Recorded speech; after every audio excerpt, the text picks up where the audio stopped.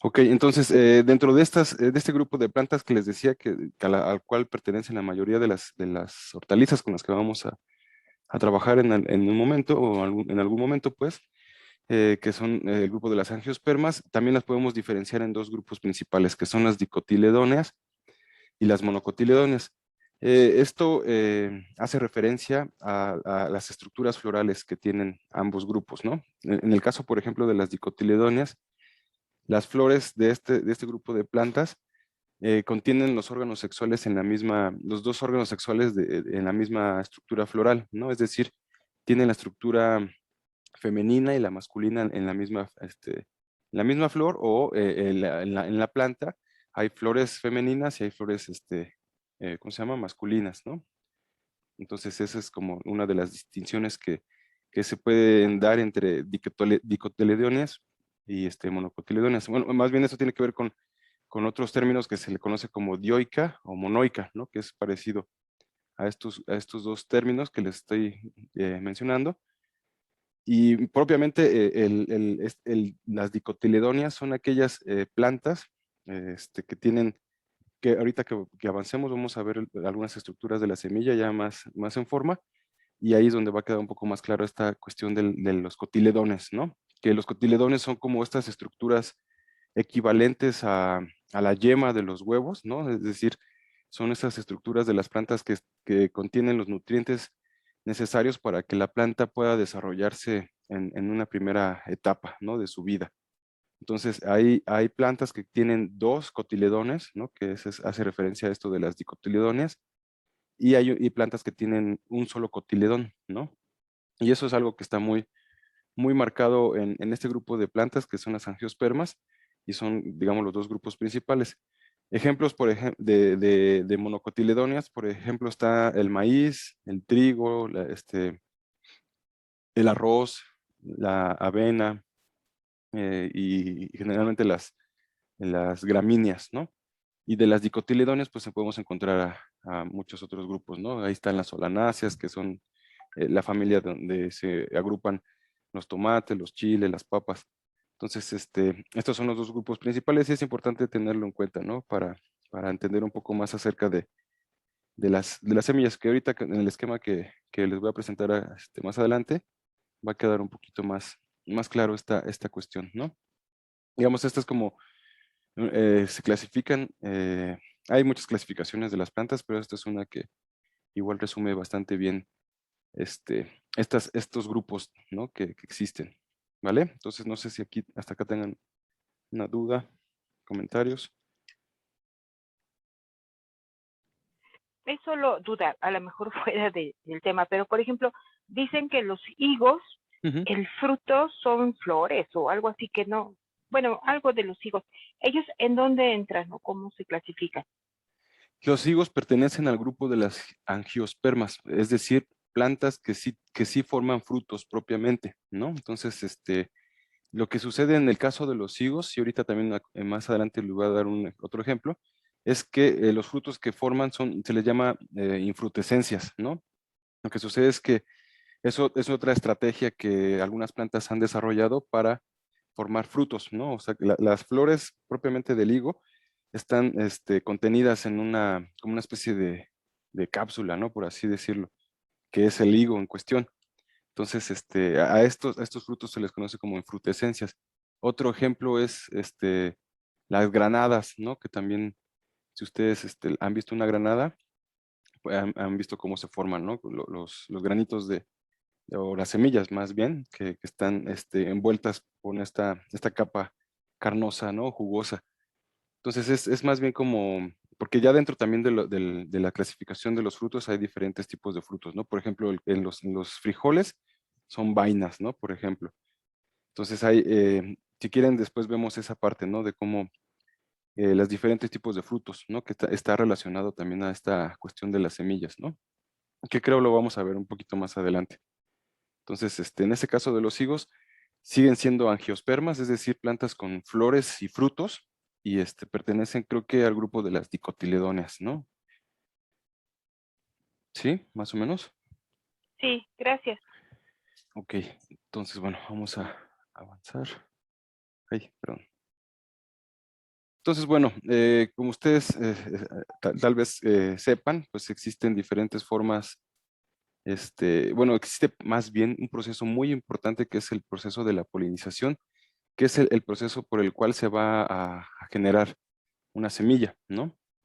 Entonces, existen diferentes formas de polinización. La que nosotros conocemos más, un poquito más, es la que está mediada por insectos, ¿no? O por otro tipo de organismos. Pueden ser murciélagos, pueden ser algún otro tipo de mamíferos, ¿no? Que les guste alimentarse del néctar de las plantas. Entonces, este fenómeno que se le conoce como síndrome de polinización, pues es uno de los principales procesos que está involucrado en la formación de semillas, ¿no? Entonces, aquí en el esquema, pues se ve resumido cómo es este proceso que está intervenido en este caso, por una abejita. Hay que tener en cuenta que la polinización no solamente se da a través, como les decía, de las abejas, porque mucho se habló de este tema, ¿no? Obviamente, las abejas son un grupo de organismos muy importantes para llevar a cabo este proceso, pero la polinización se puede llevar a cabo incluso por el viento, ¿no? Ahorita, por ejemplo, que es temporada de mucho viento, hay plantas que se aprovechan de esto para poder llevar a cabo este proceso de la polinización, ¿no? Que es que tiene que ver con la fecundación. Entonces, aquí lo que ustedes observan en las imágenes son los órganos que están involucrados en este proceso, ¿no? Entonces, aquí en esta florecita, aquí estamos hablando de una flor que tiene ambas estructuras reproductivas, ¿no? Tanto la masculina como la femenina, que están aquí en el esquema. Por ejemplo, en el caso de la estructura masculina, perdón, se le conoce como estambre, ¿no? Este es el estambre, que es la que, digamos, produce el polen, ¿no? Que es, digamos, como un equivalente a los espermatozoides en los animales, ¿no? Entonces, del otro lado está el pistilo, que es la parte donde se va a encontrar el ovario, ¿no? Donde van a estar contenidos los óvulos que se van a fecundar por el polen, ¿no? Entonces, como les menciono, hay diferentes síndromes de polinización. El de los más importantes, pues obviamente tiene que ver con organismos, ya sean insectos, mamíferos u otros bichos, por ejemplo, también aves, ¿no? Por ejemplo, los colibríes son muy importantes para ese proceso y, bueno, muchos otros organismos, ¿no? Entonces lo que sucede es que, por ejemplo, en este caso, en este ejemplo de esta flor que tiene ambas estructuras sexuales, lo que sucede es que se libera del estambre, se libera el polen. Este polen se posa en el pistilo, ¿no? Y este va a ir migrando hacia la parte donde se encuentra el óvulo para poder fecundarlo, ¿no? Entonces, cuando se unen estas dos estructuras, ¿no? Tanto el óvulo como el polen, pues va a dar lugar va a empezar el proceso, pues, de formación de una semilla, ¿no? Entonces, un poco esto es lo que esquematiza este diagrama y que posteriormente, pues dependiendo del tipo de planta, va a generar un fruto particular, ¿no? En este caso lo que podemos observar es un fruto de un tipo de vaina, ¿no? A lo mejor aquí estamos hablando de un frijolito, ¿no? Que es que su fruto es así, ¿no? Que es seco, pero, o sea, es un fruto seco, pero está conformado en una vaina, ¿no? Entonces, no nos vamos a adentrar tanto en este proceso, en este momento, ¿no? De los síndromes de polinización, pero es, digamos que de manera general, la forma en la que ocurre, ¿no? Como les digo, este proceso de la polinización puede estar mediado por el viento, incluso por la lluvia y por, como les decía, por organismos, ya sean insectos, mamíferos, aves, reptiles. Entonces hay muchos bichos que están involucrados en ello, inclusive el ser humano, ¿no? O sea, cuando el ser humano ha llevado a cabo esta cuestión de la domesticación de diferentes plantas, pues también ha intervenido en este proceso de la polinización, ¿no? Que ahorita también más adelante les voy a hablar un poco de, de qué manera ha intervenido el ser humano en esto, en este mecanismo biológico, ¿vale? Entonces es como de manera general, no nos vamos a adentrar tanto en este proceso porque es bastante complejo y no queremos perdernos ahí, ¿no? Pero es más o menos lo que sucede. Como les digo, el estambre se encarga de producir el polen, que es una parte de los gametos que los gametos son las células que contienen una parte del material genético que se necesita para formar un individuo nuevo, ¿no? O sea, pensando en que las semillas son individuos como tal, ¿no? Digamos que son como los bebés de las plantas, son sus hijos, ¿no? Entonces, más o menos es así como sucede el proceso. No sé si más o menos queda claro, si tengan alguna duda. Yo sé que a lo mejor hay muchas dudas, pero algo en particular que quisieran comentar o seguimos. Está claro, gracias. Sí, ok, muchas gracias. Entonces, miren, en este otro esquema lo que se representa es las estructuras, las diferentes estructuras de una semilla, ¿no? En este caso estamos hablando, por ejemplo, de una semilla de una almendra. Y si ustedes han visto las almendras, ay, perdón, voy a espérenme. ¿En clase? Ok, perdón. Entonces,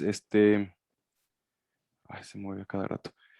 Este esquema representa una semilla de una almendra, ¿no? Ustedes han visto las almendras que tienen esta pequeña como cascarita. A esta se le conoce como tegumento, ¿no? Y tiene ciertas funciones dentro de la semilla, ¿no? Principalmente para proteger lo que se conoce como germen, ¿no? Que es como la parte carnosa de la semilla, ¿no? El embrión, digamos, el que va a dar lugar a otro individuo nuevo, es esta parte que está aquí señalada, el cual está compuesto de los cotiledones, ¿no? Que es lo que les mencionaba hace rato, de los dicotiledones o los monocotiledones. Tiene que ver con esta estructura parecida a las hojas. No sé si ustedes han visto, por ejemplo, cuando germinan un frijolito, no sé si han visto que como que se parte a la mitad, se pone verde, y esas dos estructuras son lo que se conoce como cotiledones, pero no son propiamente hojas, ¿no? Porque las hojas son otro tipo de estructura de la planta. Les decía, los cotiledones son estructuras de almacenamiento de nutrientes que van a alimentar al embrión, ¿no? Durante la primera fase de desarrollo. ¿Por qué? Porque si ustedes lo piensan, este embrión no ha desarrollado bien un sistema radicular con el cual se puede alimentar, ¿no? Entonces, esos cotiledones van a cumplir la función de alimentar al embrión durante la formación de raíces y de hojas verdaderas, ¿no? Entonces, por eso es muy importante. Digamos, en los procesos evolutivos que han ocurrido a lo largo de la historia, pues, como les decía, hay un grupo de plantas que con un cotiledón les ha sido suficiente, ¿no? Por así decirlo, y a otro grupo les han necesitado desarrollar dos estructuras, ¿no? O sea, eso es lo que se ha visto, pues, en, los diferentes organismos vegetales, ¿no? Que tienen ya sea uno o dos cotiledones, pero el cotiledón tiene esa función, no son hojas, ¿no? Porque luego nos confundimos con hojas. Y eso es importante tenerlo en cuenta porque, por ejemplo, cuando pasemos al tema de germinados o de microgreens, es importante tener en cuenta estas estructuras, ¿no? O sea, ubicarlas bien en el proceso. Entonces, en el caso de los germinados, pues, en cuanto brote la radícula, ¿no? Que es la estructura que va a dar pie a la formación de raíces, pues ahí digamos que estamos hablando de un germinado. Pero, por ejemplo, cuando estamos hablando de un microgreen, ¿no? De un pequeño brote, a este lo podemos considerar como tal, ¿no? Como brote, cuando este ha formado su hoja, su primera hoja o sus dos primeras hojas verdaderas, que no son los cotiledones. A pesar de que ustedes vean que son verdes, no necesariamente quiere decir que estas sean hojas. No son hojas, ¿no? Es otra estructura, como les decía, es una estructura de almacenamiento de nutrientes para el pequeño embrión, ¿no? Que se está desarrollando. Y bueno, también dentro de esa estructura, por ahí tienen una duda, díganme. Sí, o sea, solo como para hacer un comparativo, sería como el equivalente a la placenta en nosotros, ¿no? Porque, Exactamente. o sea, Ujú. en los germinados que pues se dice, ¿no? Que son muy, muy nutritivos y pienso en los animales que una vez que nacen sus crías se comen también la placenta, ¿no? Porque les aportan nutrientes a los animales. Pues pienso Sí, que sí, sería sí. como el equivalente, ¿no? Pero ese es su equivalente en animales, por ejemplo, ¿no? Sí, sí, sí. Que, por ejemplo, en el caso del huevo, ¿no? No sé si ustedes han visto el desarrollo de un ave que tiene justamente pegado como esa parte, ¿no? Y que le sirve a ese pequeño ser, ¿no? Ese pequeño embrión como alimento, ¿no? Porque todavía no desarrolla propiamente las estructuras con las cuales se va a alimentar, ¿no? Entonces sí, ese es el equivalente, digamos. Y exactamente por Gracias. eso, sino de que, por eso es que son tan nutritivos los germinados, ¿no? Y los brotes, por ejemplo, también que son muy nutritivos porque todavía podemos encontrar estas estructuras que pues contienen bastantes nutrientes, ¿no? Entonces sí, sí, sí, es más o menos algo similar. Sí, ¿alguien tiene otra duda? Perdón. No, solo comentario. ¿Sabían Dime, que dime, algún Betty. día nos iba a servir la clase de primaria o de secundaria con todo esto? Que eso se supone, bueno, lo vimos, ¿no? Hace cuánto tiempo, pero Ujú. gracias por recordárnoslo. Y el frijolito. Sí, ese experimento del frijolito es un clásico y ayuda mucho a entender varias cosas, ¿no? Entonces, inclusive si están en sus posibilidades hacerlo, háganlo para que ustedes de propia, lo vean, pues, el proceso, ¿no? De desarrollo de una semilla, ¿no? Entonces, en ese caso, cada frijolito es un individuo nuevo, pero ese individuo, esa semilla está conformada por estas estructuras que les estoy poniendo aquí en el esquema. Entonces, esas primeros, esas como hojas que surgen después de que germina el frijolito son los cotiledones. Acuérdense, son estructuras de almacenamiento de nutrientes para ese nuevo individuo que se está desarrollando, que apenas está formando raíces con las cuales posteriormente se va a alimentar de los nutrientes del suelo, ¿no? Entonces, pues las plantas encontraron esa forma, ¿no? De llevar a cabo este proceso de desarrollo y pues les ha sido muy exitoso, ¿no? Y los cotiledones por eso son muy importantes y es por eso que al principio les platicaba de que hay plantas que tienen un cotiledón o hay plantas que tienen dos, ¿no? En el caso acuérdense que son dos cotiledones, son dicotiledóneas y ahí hay un montón de plantas que están agrupadas ahí y las monocotiledones que solo tienen uno solo, ¿no? Entonces también ahí hay un montón de plantas, principalmente las gramíneas como el maíz, están dentro de esas monocotiledones. Ustedes pongan a germinar, por ejemplo, hagan ese experimento, pongan un frijolito y pongan un maíz a germinar y van a ver que es eso que les digo. El frijolito tiene dos cotiledones y el maíz va a tener uno. Y ahí lo van a poder ustedes observar, ¿no?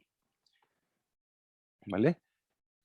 Entonces, bueno, como les decía, esta estructura que se ve aquí no va a variar de semilla en semilla, pero más o menos se ve de esta forma. Este es el embrión, este es lo que es el individuo nuevo, esta es la planta nueva que se va a desarrollar.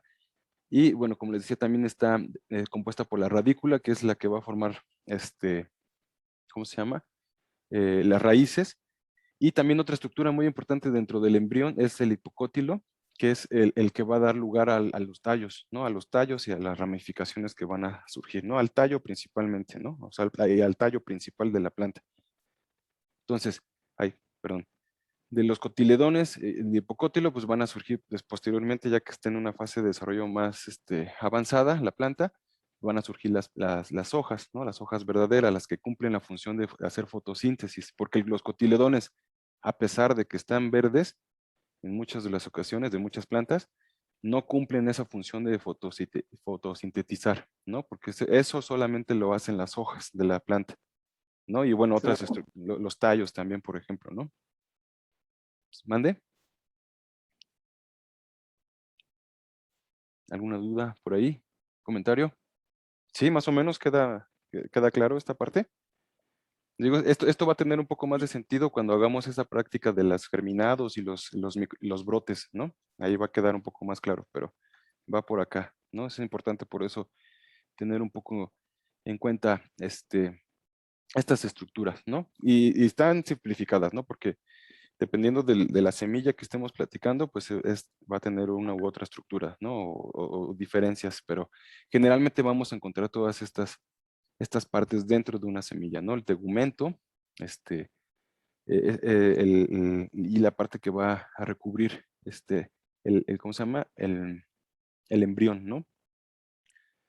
Ok, entonces, bueno, vamos a seguir avanzando. Y bueno, como les decía, es importante también mencionarles que diferentes, bueno, se han desarrollado a lo largo de los procesos evolutivos de cada grupo de plantas, pues han desarrollado diferentes estrategias para formar sus semillas y sus frutos, ¿no? Todo lo que nosotros vemos acá son diferentes tipos de frutos, ¿no? Ahorita no vamos a hablar de los frutos como tal, porque también hay varias clasificaciones de ellos, pero lo que quiero que observen aquí en la imagen, pues es las diferentes formas en las que están dispuestas las semillas en diferentes grupos de plantas, ¿no? Por ejemplo, en el caso de la guayabita, cómo es que se disponen. Si ustedes observan esto, o sea, vean bien cómo está el fruto, ¿no? La guayaba. Y voy a regresar rápido al esquema de la flor. Vean que es muy parecido a esta parte de aquí de la flor, ahí, al ovario, ¿sí o no? Porque en realidad esa parte, el ovario en algún momento, en algunas plantas, se convierte en lo que conocemos como fruto, ¿no? Propiamente. Entonces vean, es muy similar. Qué lata, esta compu se mueve mucho, perdón. Entonces aquí, por ejemplo, aquí, este es el remanente de la flor, ¿no? Aquí estaban las estructuras que dieron cabida a este proceso de la polinización, ¿no? Este tallito que siempre le quitamos nosotros para comernos las guayabas, es el remanente que queda de las flores, ¿no? De la flor donde, acuérdense, estaba el estambre, estaba el pistilo, y que cuando se fusionaron los gametos de ambas estructuras, dieron pie a la formación de las semillas que están aquí, ¿no? Entonces hagan de cuenta que aquí avanzó el polen, encontró un óvulo, y bueno, se dio este proceso de fecundación, y posteriormente se empezó a desarrollar la semilla, ¿no? Es algo muy similar en casi todos los casos de las angiospermas, ¿no? Pero bueno, también que ustedes observen que las diferentes formas en las que ocurren estos procesos, ¿no? En el caso de los, ¿cómo se llama? De los chicharitos, de las granadas, que es un fruto, una infrutescencia también parecida a la de los higos, donde las flores están dentro de esta estructura, ¿no? Y es ahí donde ocurre el proceso de polinización. En el caso de los jitomates también es muy evidente esta parte, ¿no? Esta parte de acá también es el remanente de las flores, ¿no? Y bueno, acá en este otro caso está digamos, como el fruto de los algodones, ¿no? ¿Vale? Entonces, hay diferentes estrategias que se han desarrollado en diferentes grupos de plantas, como les menciono, y eso es un poco lo que trata de representar esta imagen, ¿no? Que hay diferentes formas, y aquí mismo, en esta imagen, ustedes pueden observar que hay diferentes tipos de frutos. Aunque ustedes no consideren al algodón como un fruto, lo es, ¿no? Nada más que tiene otra estrategia. En este caso, en vez de formar esta carnosidad, ¿no? Que nosotros aprovechamos para nuestra alimentación, en este caso lo que hizo este grupo de plantas a la cual pertenece el algodón es desarrollar estas fibras naturales que están compuestas de celulosa para proteger sus semillas, ¿no? Y bueno, a lo largo del proceso de domesticación del algodón, pues se ha ido acumulando más y más estos tejidos, estas fibras, para, pues en este caso, para nuestro uso, ¿no? Para poder aprovecharlas. Pero en un principio, pues no eran tan abundantes, ¿no? Pero esta es una forma de fruto. Creo que sí va a ser muy importante que también platiquemos acerca de los tipos de frutos, ¿no? Entonces voy a checar esa presentación para que podamos también complementar con lo que estamos platicando hoy, ¿no?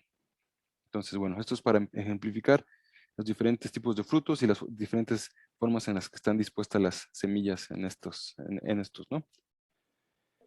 Alan, yo tengo una duda. Sí, dime. Para tener un fruto, ¿debe haber floración? O sea, siempre que hay la floración, ¿va a haber un fruto? Digo, me refiero, pues sí, a la guayaba, al durazno, Ujú. y diferente a los chícharos o cosas así. Digo, para que sea fruta, considerada fruta. No sé, ¿hay floración, hay fruto o no? No sé cómo explicarlo, pero tengo Sí, esa sí, duda. sí, sí, sí, siempre debe de haber una flor, ¿no? Con las estructuras sexuales que les decía, los estambres, los pistilos. En el caso de las gimnospermas, que son plantas sin flor, tienen estructuras similares, ¿no? A las de una flor propiamente. Pero en el caso de todos aquellos, de todas aquellas plantas que generan frutos, siempre debe de haber una flor, siempre, siempre. Entonces, en ese sentido, em, todas las angiospermas, todas las plantas con flores, siempre van a generar frutos, siempre, ¿no? Todas, todas. Entonces sí, siempre Ok, debe de haber una muchas gracias. florecita detrás, ¿no? Porque esa es la estructura reproductiva de la planta, ¿no? Donde se encuentran sus órganos sexuales. Entonces sí es importante. Aunque eso no quiere decir que las otras plantas que les platicaba al principio, por ejemplo, los helechos o los musgos, no tengan estructuras sexuales, sino que como estas se evolucionaron primero, desarrollaron otro tipo de estructuras, ¿no? Que ya tienen, que están bien caracterizadas, pero que no son flores propiamente. Pero sí, como dices, todo fruto proviene de una flor, ¿no? Por así decirlo. O sea Digamos, que si tenemos una floración o una flor, ya viene el fruto, sí, exactamente. generalmente. Sí. Ok, Y por eso gracias. les digo que sí, creo que es importante checar esta parte de los tipos de frutos, ¿no? Porque a lo mejor nosotros pensamos, no sé, en un frijol, en una vaina de frijol. ¿No? Eso es un fruto como tal, ¿no? Pero es un tipo de fruto, ¿no? Que tiene ciertas características. No todos los frutos son aquellos que son carnosos y jugosos, porque tendemos a pensar que solo esos son frutos, ¿no?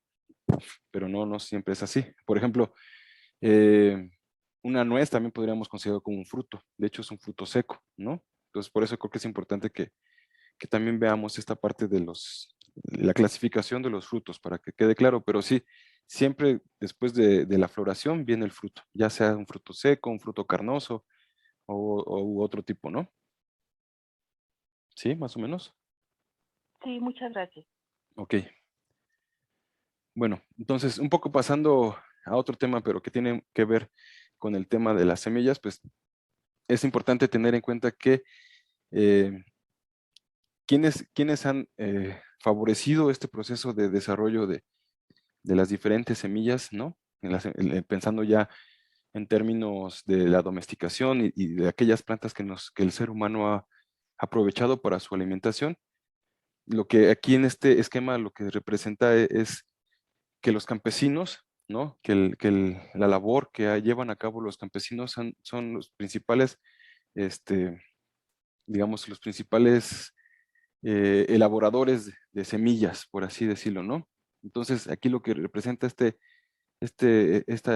gráfico, pues, es que la mayoría de las semillas que se han desarrollado, pensando en las semillas que utilizamos para nuestra alimentación, ¿no? Porque no todas las semillas que existen en el mundo, todas las plantas que existen en el mundo, son obra del ser humano, ¿no? Sino son obra de los procesos biológicos naturales, pero pensando, como les digo, en las plantas que nosotros usamos para nuestra alimentación o para otros usos, como es el algodón, que ahí se obtienen sus fibras, la inmensa mayoría de esas semillas que se han desarrollado son gracias a la mano campesina, ¿no? Al proceso que se conoce como domesticación. La domesticación es un proceso evolutivo muy importante que ha dado lugar a la generación de toda la diversidad de hortalizas, de frutos y de todas aquellas plantas que el ser humano ha podido sacar provecho, ¿no? Entonces, un poco lo que representa esta imagen es eso, y la industria, pues en realidad no ha generado esa cantidad de semillas, ¿no? Ahorita pensando en transgénicos y ese tipo de cosas que más adelante vamos a ahondar en ello, ¿no? Entonces la industria en realidad no ha generado esa diversidad de semillas, sino ha sido la mano campesina, ¿no? Eso es algo muy importante de tener en cuenta, ¿no? Porque muchas veces se tiende a pensar, y creo que ya lo platicaron con Karen, de que quien realmente, hoy, perdón, le voy a bajar el volumen allá, quien realmente alimenta al mundo es el campesino, ¿no? Los pequeños productores, los pequeños, medianos y chicos productores, ¿no? Son los que generalmente son los principales productores de alimentos y no la industria. La industria alimenta pues a las cadenas industriales, ¿no? A Bimbo, a este tipo de industrias, ¿no? O sea, generan alimentos para ese tipo de industrias, pero realmente no están alimentando al mundo como tal, ¿no? Entonces eso es algo importante a tener en cuenta, ¿no? Que la mano campesina pues, ha sido una de los principales, yo diría, fenómenos biológicos que ha favorecido la generación de semillas para uso humano, ¿no? Y animal, ¿no? Que acompañan a los seres humanos también, por ejemplo, las vacas, los eh, caballos, no sé, borregos, aves, ¿no? Todo este tipo de animalitos que acompañan al proceso agrícola, ¿no? Entonces es algo muy importante tener en cuenta, ¿no? Que no pensar de que las grandes empresas son las que son las productoras de semillas, porque ese es como el discurso que hace años y todavía aún está presente, ¿no? Pensar que las grandes industrias son las generadoras de semillas, de la diversidad de las semillas, ¿no? No, eso no es así, sino que es la mano campesina la que ha favorecido este proceso casi natural, ¿no? Ok, entonces, también algo de tener en cuenta, ¿no? Pensando en esta diversidad de semillas o de plantas que son para consumo humano, pues aquí en este gráfico lo que les mostramos digamos, qué tipo de plantas son las que más se producen, ¿no? ¿Qué tipo de cultivos son los que más se producen y cuáles tienen mayor diversidad, ¿no? Entonces, aquí lo que ustedes pueden observar, en el caso, por ejemplo, del maíz, es de que son de las plantas que mayor diversidad biológica tienen, ¿no? Ustedes saben que México es el centro de origen del maíz, centro de origen y diversificación del maíz, ¿no? Porque aquí surge el maíz, ya hay evidencias suficientes para corroborar ese dato, surge en México el maíz y ahora sí que de México para el mundo, ¿no? Entonces, luego en Centroamérica también hay un proceso de diversificación, pero el origen como tal, en este caso del maíz, es en México. Nosotros tenemos alrededor de unas 60 variedades de maíz, ¿no? Pero en general, en todo el mundo existen alrededor de 605 variedades de maíz. De trigo existen 591, de arroz 561, ¿no? Entonces así podemos ir revisando para cada uno de los cultivos agrícolas, ¿no? Para consumo humano. Y lo que aquí quiero que se queden con la idea, pues, es de la diversidad que hay, ¿no? De cada una de estas, em, de cada una de estas plantas, ¿no? De cada una de estas especies de plantas, ya sea la soja o soya, el sorgo, el algodón, ¿no? Entonces hay una gran diversidad de este tipo de plantas. Ahí. Y bueno, también algo que es muy importante mencionar es que esta diversidad, ¿no? La diversidad que había en algún momento, pues ha ido reduciendo, ¿no? A lo largo del proceso histórico, ¿no? Del ser humano, ¿no? Una vez que se empieza a desarrollar este modelo económico que es el capitalismo como tal, pues empieza a verse una reducción en esta diversidad de semillas, ¿no? De especies de plantas, digamos, de consumo humano. Y bueno, ¿qué es lo que está sucediendo en la actualidad? ¿No? Ha habido un proceso de reducción muy importante, se han estado reduciendo. Y bueno, se sabe, por ejemplo, que en 1903, este, eh, la diversidad que existía de aquí en este esquema, pues de las diferentes variedades por ejemplo, de remolacha, de col, de maíz dulce, de lechuga, en ese momento de la historia, en 1903, todavía era bastante bueno, digamos, era muy diverso, pero después de 80 años, ¿no? Transcurridos 80 años después, esa diversidad se redujo, ¿no? Es lo que el esquema representa. Por ejemplo, en el caso de la remolacha, de tener 288 variedades de remolacha, porque imagínense, nosotros a lo mejor nada más conocemos una, ¿no? La remolacha es el betabel. Entonces, imagínense, casi 300 variedades de betabel, pues es un montón, ¿no? Pero a lo largo del proceso de la revolución industrial y todos estos procesos que han acompañado al capitalismo, aquí en el caso de las diversidades de semillas o de especies de plantas para uso humano, pues lo que se ha visto es que se ha reducido, ¿no? Y eso es muy peligroso. Esta reducción en la diversidad es algo que puede ser peligroso, ¿no? Porque en términos de adaptación, porque muchas de estas plantas, de esta diversidad de plantas que les muestro, ¿no? Que les enseñaba acá en la diapositiva pasada, en esta y en esta parte del esquema, ah, perdón, pues es muy importante pues esta diversidad, ¿no? Porque muchas de esas plantas, muchas de esas variedades de plantas están adaptadas a diferentes climas. Ustedes saben que en el mundo, en México, por ejemplo, pues tenemos un montón de climas distintos, ¿no? Tenemos climas secos, tenemos climas muy húmedos, templados, ¿no? Entonces, por ejemplo, en el caso del maíz, la gran diversidad que existe de maíces es debido a eso, de que estos se adaptaron a ciertas regiones, ¿no? Específicas. Y eso es muy importante, ¿no? Porque esa diversidad pues ayuda a que si llega a haber un problema, por ejemplo, en este caso, el calentamiento global, ¿no? Que si se empieza a calentar más una región, ¿no? Y además está reducida su diversidad de plantas, pues corremos el riesgo, pues, de que estas plantas nos adapten a esos cambios y entonces, en ese caso, incluso perder este tipo de plantas de las cuales nosotros nos alimentamos, ¿no? Eso es como un poco la idea, ¿no? Entonces, es importante tener en cuenta eso, que se ha venido reduciendo. Sí, dime, Bene.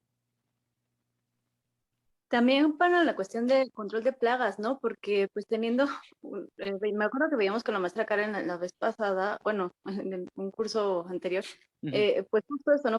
Los monocultivos también empiezan pues afectar al control de plagas, ¿no? Porque pues teniendo pues, diferentes plantas que se defienden unas a otras, pues como que tienes también un apoyo, ¿no? Sí, ujú. a lo Sí, mejor sí. incluso podríamos estar usando pesticidas o cualquier otro medio, ¿no? Para eliminar las plagas, porque solitas tal vez podrían erradicarse biológicamente. Sí, sí, sí. Claro, también tiene que ver con esos procesos, exactamente. Entonces, es muy peligroso, pues, esta reducción que se ha estado viendo, ¿no? Y eso es en 1963, ¿no? Dice acá. Pero pensando ya en el 2022, o sea, esta reducción es todavía mucho más drástica, ¿no? Todavía ha sido mayor la reducción. Ya más adelante les voy a enseñar una imagen, ¿no? De la diversidad, por ejemplo, de jitomates, ¿no? Existen un montón de variedades de jitomates, por ejemplo, aquí se mencionaba que en 1903 habían 406 especies, bueno, variedades más bien, de tomate. Y para 1963 quedaban solo 79.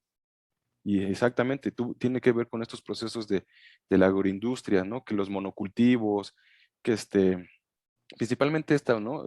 El monocultivo, la agricultura convencional, se ha quedado con aquellas variedades que para la industria son favorables, pero no piensan en los demás, en el demás contexto, ¿no?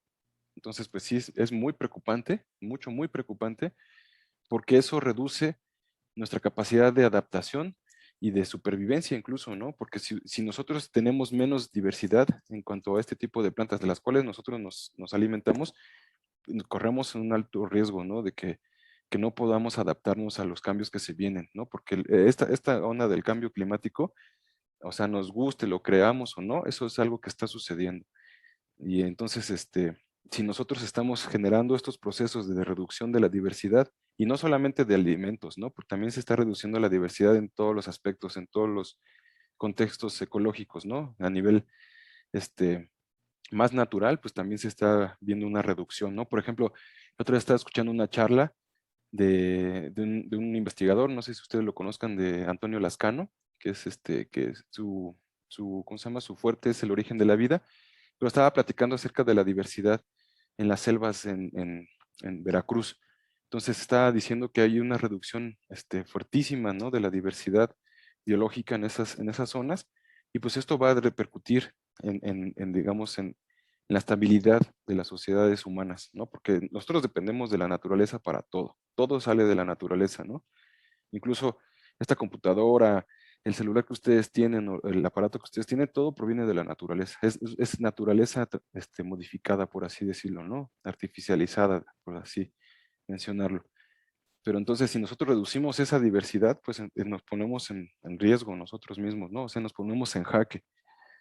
O sea, eso es lo que las industrias, las grandes industrias que más adelante voy a platicarles, pues no tienen en consideración, ¿no? Ellos solamente ven en términos económicos y no ven en más allá, ¿no? Entonces, por eso es importante mencionarles este fenómeno que está ocurriendo y en gran medida este tipo de talleres, la intención que tiene es tratar de recuperar esta diversidad, ¿no? Esta diversidad. Inclusive, nosotros mismos podríamos ser generadores de diversidad, ¿no? Como yo les decía, los campesinos, la mano campesina, son los principales generadores de diversidad. Entonces, si nosotros empezamos a entender un poco más acerca de estos procesos, ¿no? Por ejemplo, la polinización y todo esto que les platicaba, nosotros mismos podríamos ser generadores de diversidad. Y eso es algo que necesitamos en este momento de la historia, porque estamos reduciendo la diversidad biológica en todos sus aspectos, ¿no? Entonces, pues es importante pues que lo tengamos en cuenta. ¿Sí? Entonces, no sé si tengan alguna duda. ¿Vamos bien?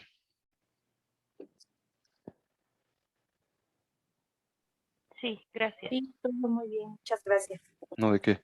Entonces, bueno, vamos a seguir avanzando.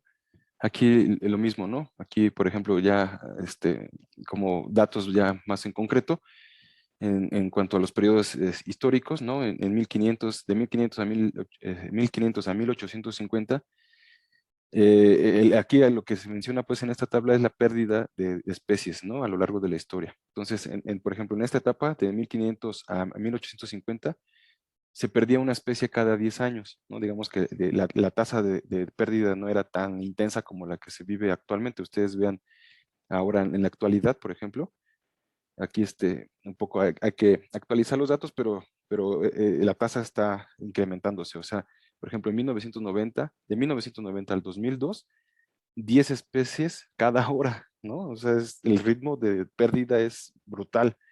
Entonces, si continuamos con este ritmo de pérdida, esta tasa de pérdida de especies, ¿no? Y aquí están englobadas todas, no solo las especies que nosotros les sacamos provecho, ¿no?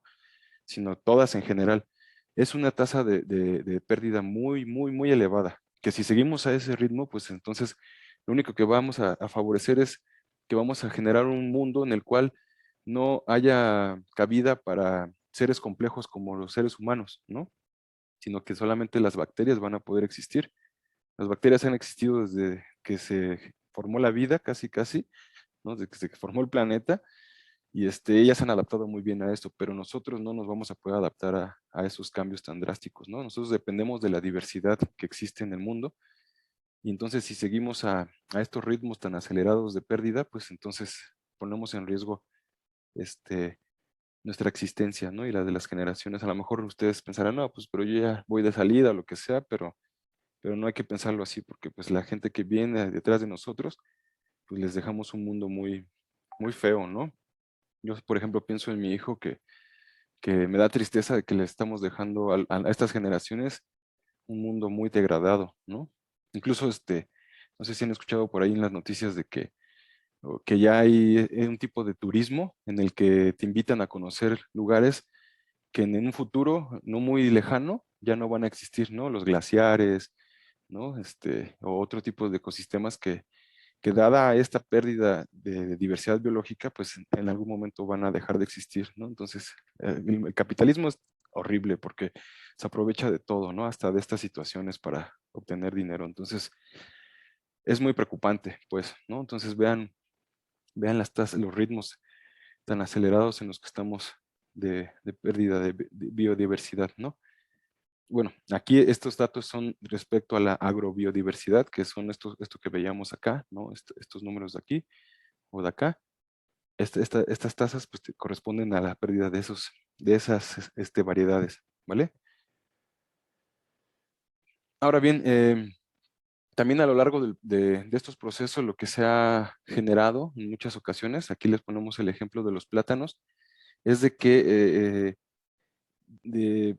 digamos que la manipulación que hemos hecho de algunas especies, como les digo, como el plátano, es que nosotros, en este caso, en esta especie, pues se han perdido sus semillas, ¿no? Entonces, no sé si ustedes han llegado a abrir un platanito y ven que en el centro tienen como unos puntitos negros, pues esos puntitos negros son los remanentes de lo que alguna vez fue una semilla de plátano.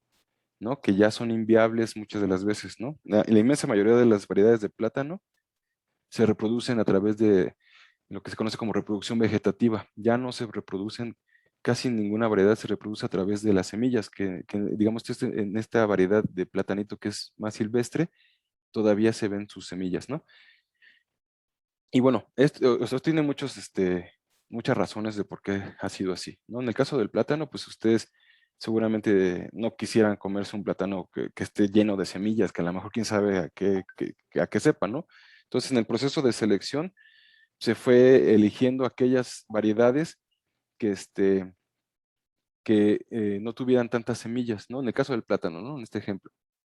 Pero ese proceso, pues, lo que ha generado es de que el platanito pues está pues, bajo este proceso está en riesgo, ¿no? O sea, es muy vulnerable incluso a que se extinga, ¿no? Hay algunas especies incluso de platanitos que ya están extintas porque ya el ser humano no ha dejado que genere esta unidad biológica que es la semilla, ¿no? Que es una estructura muy importante de la planta, pues es el individuo, es un individuo nuevo, y eso es lo que vemos actualmente, ¿no? Y esto ha ocurrido en diferentes plantas o especies de plantas que nosotros consumimos, ¿no? Hemos modificado de tal manera que evitamos que se reproduzcan de manera natural o a través de este proceso que es la formación de semillas, ¿no? A lo mejor en el caso del plátano, pues, les digo, a lo mejor tiene cierto sentido, ¿no? Porque a mí yo no me imagino estarme comiendo un platanito con todas sus semillitas, pero o sea, la idea pues acá es de que se ha reducido tanto la formación de semillas en esta especie que ponen en riesgo su existencia, ¿no? Y bueno, eso ha ocurrido en otras plantas también, ¿no? Por ejemplo, está ocurriendo en estas plantas que les pongo acá, ¿no? La fresa, la papa, la malanga, el jitomate, ¿no? Que muchas de las veces lo que se hace es reproducirla a través de esta reproducción vegetativa, ¿no? Ya no es a través de semillas. Entonces, pues eso, o sea, a lo mejor en términos de manejo, ¿no? Para la producción, pues es más fácil, pues, en vez de poner a germinar una semillita, ¿no? Porque muchas veces no ocurre como uno quisiera, lo que se hace es reproducirla vegetativamente y es un poco más sencillo, ¿no? Pero hacer eso tiene un costo, ¿no? Y el costo puede ser de que esa planta en cuestión, esa especie de planta en cuestión pueda estar en riesgo su existencia, ¿no? Sí, su existencia, ¿no? Que en algún momento inclusive puede extinguirse, ¿no? Entonces estos procesos están ocurriendo, como les decía, en plantas como la fresa, la papa, la malanga, el jitomate y muchas otras variedades o especies de plantas que usamos, ¿no? Que sacamos provecho. Entonces, es una forma, pero siempre que se pueda, es importante obtener las semillas, porque las semillas además tienen toda aquella información genética necesaria para que la planta pueda sobrevivir, ¿no? Entonces, si tú, no sé si han escuchado el caso, por ejemplo, de los agaves, del agave para el tequila, lo que ha hecho la industria es que en vez de dejar de que la planta forme semillas, ¿no? Después de la floración, ¿no? Después de que forma su quiote y florece y forma la semilla, lo que hace la industria del tequila es que hace una reproducción vegetativa y es un clon de una misma planta, ¿no? Tienen algunas variedades que les ha ido bien, que les ha funcionado, pero ponen en el riesgo a esta especie de agave, ¿no? Porque son muy vulnerables a enfermedades, a los cambios climáticos. Entonces, en el caso de la semilla, muchas de las veces la semilla va a conservar la información, por ejemplo, de años secos, ¿no? Entonces, esas semillas van a tener información genética suficiente para poder soportar un año seco, ¿no? No sé si recuerdan, hace un par de años fue muy seco, ¿no? Hace como 2 años las lluvias fueron muy escasas y todas aquellas semillas que se formaron en esa época, pues tienen esa información guardada, ¿no? Siempre y cuando las hayan dejado fructificar y formar semillas. pero en la industria pues eso no es tomado en cuenta. Les digo, todo se hace en términos económicos y lo único que les importa es reproducir, ¿no? Pero eso tiene un costo muy elevado. Entonces, ese costo puede ser eso, ¿no? Que pongan en riesgo esa propia planta, como el caso del agave, que la industria del tequila está teniendo, del tequila y el mezcal, la industria como tal está teniendo esos problemas, ¿no? Porque han visto que esas variedades que tienen, al ser clones de una misma variante, son muy susceptibles a enfermedades, ¿no? Entonces, eso se podría de reducir si dejaran que esas plantas ¿cómo se llama? Se entrecruzaran, se reprodujeran con otras, como lo que platicábamos la vez pasada del jitomate, que no me acuerdo quién nos comentó que tenía un jitomatito amarillo que lo ha estado reproduciendo y ha estado obteniendo semillas de esa misma planta. Si nosotros no dejamos que se combine, ¿no? Que se recombine con otros individuos, pues se reduce su diversidad genética y eso podría aumentar el riesgo de ese individuo a que no sobreviva, ¿no? Que no se adapte bien a los cambios, porque los cambios siempre han existido, siempre, nunca ha sido igual las condiciones, siempre hay cambios y como les digo, en las semillas están conservados esos cambios, ¿no? Si fue un año seco, si fue un año muy húmedo, si, ¿cómo se llama? Si tuvo problemas de falta de luz, cosas de ese tipo, ¿no? O sea, la planta guarda esa información en sus semillas y, y estas pueden estar adaptadas a esas condiciones, ¿no? Entonces, por eso es muy importante que nosotros, en la medida de lo posible, dejemos que nuestras plantas, o una parte de nuestras plantas, hablando como ya en el aspecto del huerto, dejar que una o dos plantitas lleguen a esta fase reproductiva, formen flores y luego frutos, ¿no? Para formar semillas posteriormente. Siempre es importante. Todas las plantas tienen semillas, ¿no? De este ejemplo que les pongo, las fresas, las papas también tienen semillitas.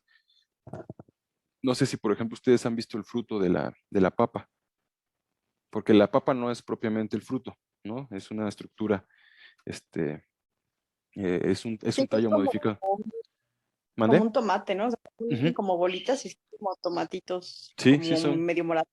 sí son tomatitos, sí son como tomatitos, que no se comen, ¿no? Que no es bueno comerlos porque tienen un componente que puede ser tóxico, ¿no? Pero sí son muy parecidos a los tomates. De hecho, las papas son parientes de los tomates, de los chiles, de las berenjenas, de estas plantas, ¿no? De las solanáceas.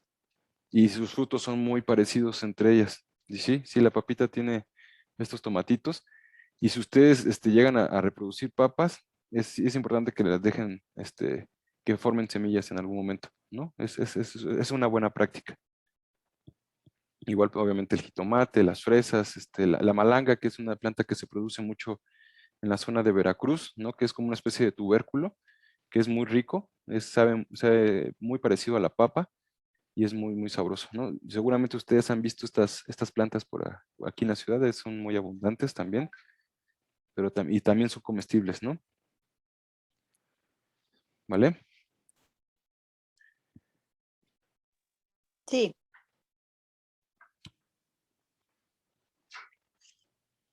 Ahora bien, ya en cuanto a los tipos de semillas que podemos encontrar, eh, digamos que existen, digamos, en cuanto a las semillas ecológicas, nosotros podemos distinguir dos tipos de estas, ¿no?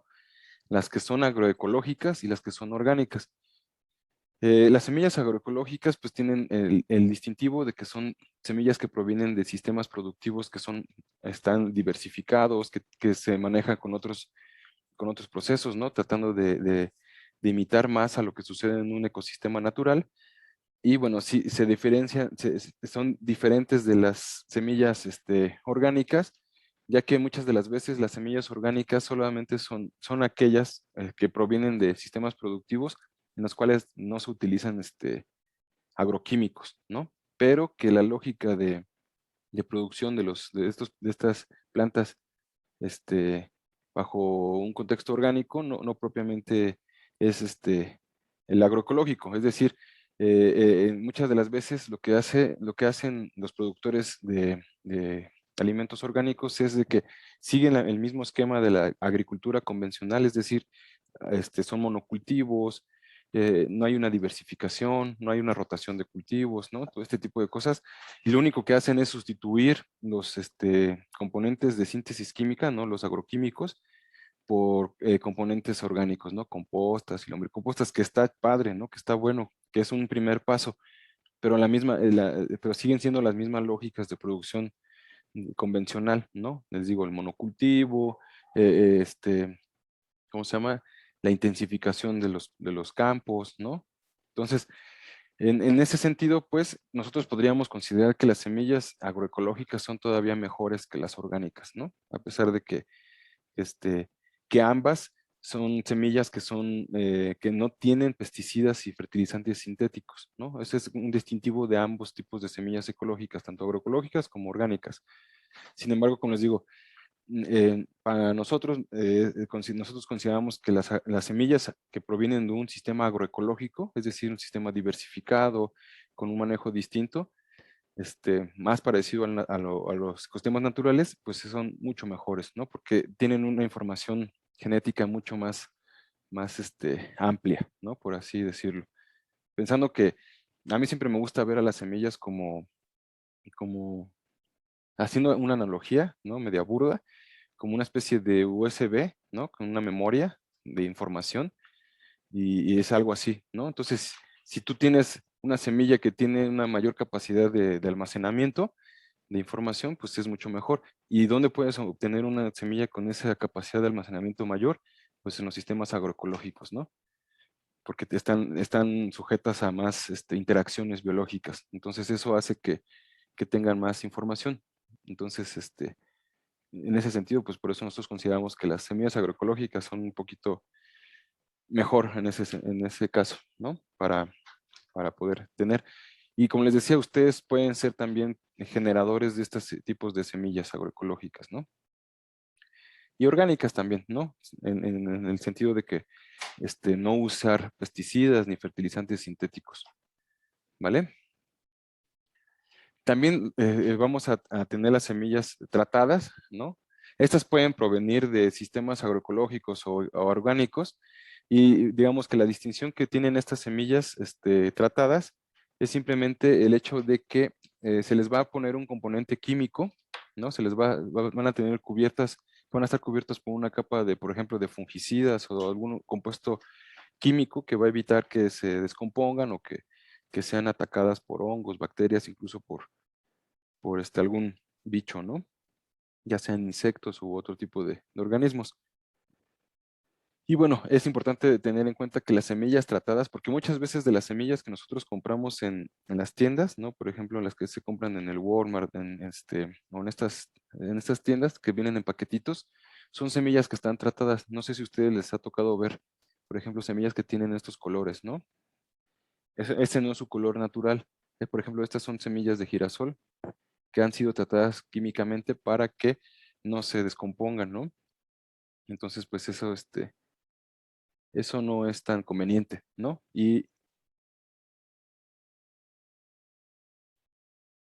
Pero, perdón, por ahí me preguntaban que si pasa lo mismo con las lechugas, ¿en cuanto a qué? Perdón.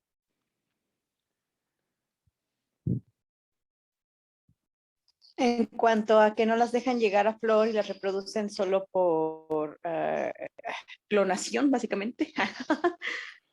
Pues fíjate que yo no conozco, en este caso de la lechuga es mucho más sencillo dejarla que un par de individuos lleguen a floración, ¿no? Que se reproduzcan y obtener semillas, ¿no? Porque de una planta de lechuga tú puedes obtener así muchas semillas y tener suficientes para seguir produciendo semillas. Para mi gusto, ¿no? Porque yo he trabajado ya un tiempo con lechuga, es mucho más sencillo dejar te digo, que se reproduzca, forme semillas, que hacer esquejes o hacer propagación vegetativa. A lo mejor en el caso de las fresas es más sencillo hacer propagación vegetativa que obtener semillas, pero en la lechuga no, para mi gusto y por lo que sé, en este caso sí dejan que se reproduzcan, ¿no? Porque es mucho más sencillo, porque la lechuga no genera tan fácilmente estructuras que puedan formar nuevos individuos, ¿no? Entonces, Digo que en el caso de lechuga no aplica tanto, pero esto se hace mucho, por ejemplo, como les ponía ahí, para la papa, para las fresas, para los agaves, para un montón de plantas, ¿no? Esta reproducción vegetativa, la cual no permite que, que esos individuos formen semillas, ¿no? Que se reproduzcan. No es como si los esterilizaran, por así decirlo, como si cortaran este proceso natural de reproducción, ¿no? Pero sí, en el caso de las lechuguitas es más sencillo que dejes que uno o dos individuos de tu cultivo se reproduzcan, ¿no? Te van a generar un montón de semillas. Yo, por ejemplo, empecé a cultivar lechuga hace como 10 años y al principio sí compraba mis lechugas, ¿no? Pero cuando me di cuenta de que era mucho más sencillo reproducirlas y obtener semillas, ya no volví a comprar semillas. Tengo casi 8 años sin comprar semillas de lechuga, ¿no? Todas las con las que trabajo son mías y trato de que haya diversidad, ¿no? O sea, trato de- de reproducirlas entre diferentes individuos y compartirla con otros compañeros para mantener esta diversidad genética, ¿no? Y no se pierdan ahí algunos caracteres que queremos, ¿no? Ok, sí, muchas gracias. Yo creo también con todo esto que nos comentas que es, Ujú. bueno, al menos para mí muy importante conocer un poco más sobre los bancos de semillas, Sí, y claro. cómo compartir y todo esto. Igual Ujú. yo mis lechugas y mi brócoli, Sí. igual tengo las semillas y todo y pues con eso lo siembro, ¿no? Bueno, me da fruto.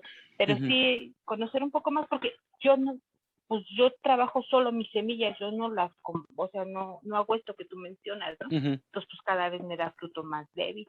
Sí, sí, sí, porque se va reduciendo y sí es importante que a lo mejor lo que puedes hacer es buscar, ¿no? En Google algún productor de semillas ecológicas, porque les digo, ya hay varias casas de semillas ecológicas y comprar, ¿no? De variedades y tratar de cruzarlas con las que tú ya tienes, ¿no? Para mantener la diversidad.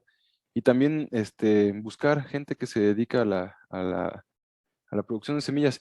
Nosotros también, o sea, es que no está como tan desarrollado aquí en nuestro país, pero sí hay mucha gente que se dedica a, o sea, no está desarrollado en el sentido que no está como formalizado, no es tan fácil como ubicar a las personas, pero sí hay gente que lo está haciendo, ¿no? Entonces, nosotros ahora que estamos trabajando en el huerto comunitario Las Rosas, nos hemos encontrado con otros compañeros que tienen huertos y cada cierto tiempo se organizan, digamos, como pues, pequeños trueques para intercambiar semillas, ¿no? Y es una actividad que se está desarrollando y que está cobrando cada vez más fuerza. Entonces, ahí lo que te recomiendo, pues, si tú usas el Facebook y estas plataformas, pues buscar, ¿no? Como grupos que se dediquen a hacer este tipo de labores, que es fundamental y que se ha venido haciendo a lo largo de la historia de nuestro país, ¿no? O sea, los campesinos siempre han hecho esa labor de intercambiarse sus semillas y eso favorece muchísimo esa diversidad genética que ha mantenido fuertes sus cultivos, ¿no? Entonces, sí, de todos modos, yo voy a buscar, ¿no? Porque hay bancos de semillas como tal, pero son muy específicos, ¿no? Está el CIMIT, que es un banco de semillas, pero de maíz, y que la verdad es que son muy herméticos, ¿no? Difícilmente te comparten sus semillas. Y ellos yo tuve oportunidad de ir a sus instalaciones y está padrísimo. Tienen un banco de semillas que dices, wow, ¿no? Pero qué fregón está, pero son recelosos, ¿no? De ellas y no las comparten fácilmente. No las comparten con instituciones académicas o con este tipo de instancias, pero fácilmente con el productor no sueltan sus semillas, ¿no? O sea, sí lo hacen, pero ahora sí que son medio recelosos y no fácilmente lo hacen. Entonces, nosotros ahora sí que tenemos que estar en contacto entre nosotros. Por ejemplo, de los que estamos acá en el grupo, varios de nosotros ya cultivamos, ¿no? Ya producimos nuestras semillas y eso, y entre nosotros podríamos organizar intercambios de semillas, ¿no? Nosotros, Karen y yo tenemos un pequeño banco muy pequeño de semillas, porque para nosotros eso es lo que realmente vale la pena tener en un banco, porque el dinero en algún momento va a dejar de tener su función, ¿no? Y más en este contexto en el que nos encontramos de guerra y toda esta situación, el dinero fácilmente puede perder su valor, ¿no? Pero las semillas no. Las semillas no, o sea, ese es un verdadero tesoro, ¿no? Inclusive mejor que el oro, que los diamantes, que eso me parece muchas veces absurdo, ridículo. Cómo darle tanto valor a un metal, por ejemplo, al oro, que no, que en términos alimenticios no tiene ningún sentido, ¿no? No te puedes alimentar de él.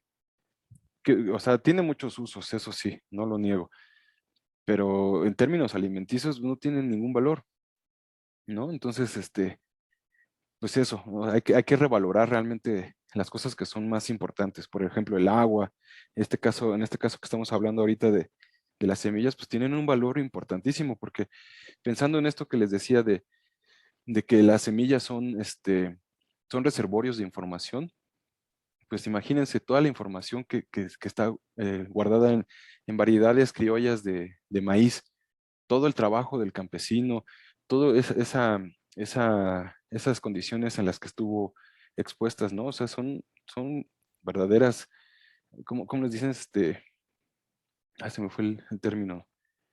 O sea, son bancos realmente de información, ¿no? Entonces sí, hay que buscar esos grupos. Cuando nosotros tengamos esta actividad, pues les vamos a invitar para que compartamos y sí, buscarle. Ahí en Google hay forma de encontrar, ¿no? En estas plataformas, en Facebook sobre todo. Y yo no soy muy, muy adepto al Facebook, pero sé que sí puedes encontrar gente que se dedica a esta situación, ¿no? Entonces, sí estar al pendiente de ello y en cuanto Karen y yo sepamos o hagamos algún evento de esa índole, pues les vamos a avisar, Sí, muchas gracias. ¿no? ¿De qué? Entonces, bueno, esto que les platicaba era de las semillas tratadas y esto tiene que ver con estos tratamientos químicos que muchas veces se les da a las semillas principalmente para su conservación, ¿no? Que a lo mejor si lo pensamos, pues sí tiene cierto sentido, pero este tipo de semillas tratadas químicamente, ¿no? Con químicos sintéticos, obviamente, ya no podemos considerar como semillas orgánicas ni agroecológicas, ¿no? Entonces, aquí ya pierden ese valor, ¿no? Agroecológico, ecológico, por esta situación, ¿no? Porque además lo que se ha visto pues es de que estas semillas que son tratadas químicamente muchas veces conservan, una vez que la semilla brota, ¿no? Que germina, conserva muchas de las veces estos químicos. Y entonces pues eso hace que, que puedan ser peligrosos, ¿no? Que puedan contener estos componentes químicos y que puedan perjudicar nuestra salud, ¿no? Entonces por eso no se los considera o no se fomenta tanto, nosotros por ejemplo no fomentamos tanto la utilización de semillas tratadas químicamente, porque si tú cuando tienes semillas, pues sí quieres que te duren y quieres conservarlas, pero hay otras maneras de conservar tus semillas sin necesidad de utilizar algún agente químico que las contamine, ¿no? Esa es la idea. Entonces, pues eso, ¿no? Bueno, entonces eso es en cuanto a las semillas tratadas químicamente. Déjame ver si no me pasé. Ok. Este, nos quedan 5 minutos. No sé si quieran que terminemos. Ya casi terminamos la presentación. Yo creo que unos 15 minutos más terminamos. Sí podrían quedarse un tantito más. Es que me comí unos minutos al principio porque mi computadora no funcionaba, pero los que se puedan quedar nos quedamos. Sí, sí podrían quedarse un tantito Sí, más. Alan. Sí, Sí, con gusto. muchas Sí, gracias. claro. Sí, para terminar, para que el miércoles le dediquemos toda la clase a lo del jabón, ¿va? Bueno, entonces vamos a darle. Otra clasificación que existe de las semillas son las semillas criollas o autóctonas. Y bueno, lo que se sabe es que una semilla autóctona son semillas que tienen una adaptación a ciertas regiones, ¿no? Un ejemplo clásico, pues como les decía, son las semillas de maíz, ¿no? Las diferentes variedades de maíz. Como les decía, México cuenta con alrededor de 60 variedades de esta maravillosa planta que es el maíz. Y muchas de estas semillas pues se han adaptado a ciertas regiones del país, ¿no? A zonas altas, a zonas frías, a zonas con mucho viento, ¿cómo se llama? A condiciones de suelos muy variantes, porque en nuestro país hay mucha diversidad geográfica, ¿no? Entonces, el campesino, la mano campesina se ha encargado de adaptar esta especie, que es, sea maíz, a diferentes contextos ecológicos, ¿no? Entonces, esas son, digamos, las semillas criollas, y estas semillas criollas se han desarrollado a partir de este proceso que nosotros conocemos como selección artificial, ¿no? Una parte es una selección natural, ¿no? Porque la selección natural están implícitos muchos organismos, ¿no? Cuando el ser humano interviene, ahí se le conoce como selección artificial. Pero estas semillas se obtienen a partir de estos dos procesos, tanto de la selección natural como de la selección artificial, y que en suma, este proceso se le conoce como domesticación. Bueno, es parte del proceso de domesticación. Entonces, así es como, en general, digamos que a grosso modo es que se obtienen semillas criollas, ¿no? Entonces, es muy importante tratar de utilizar este tipo de semillas, ¿no? Las semillas que son autóctonas. Y bueno, esto es importante sobre todo para, para ciertas regiones en particular, ¿no? Porque a lo mejor te gusta mucho, por ejemplo, este maíz rojito, pero resulta que ese maíz rojo solamente está adaptado a, no sé, a una zona serrana de Oaxaca, ¿no?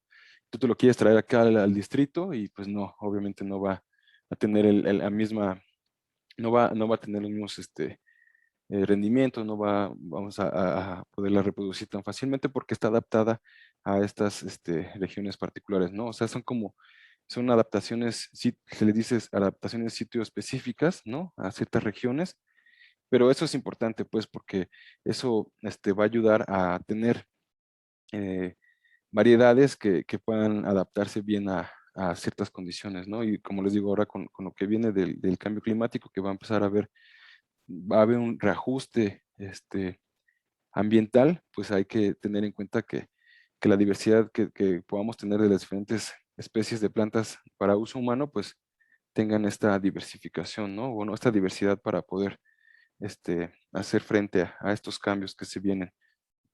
Em, También estas semillas criollas evitan el agotamiento del terreno de cultivo porque están adaptadas a las condiciones locales, ¿no? A los tipos de suelos en las cuales se han desarrollado.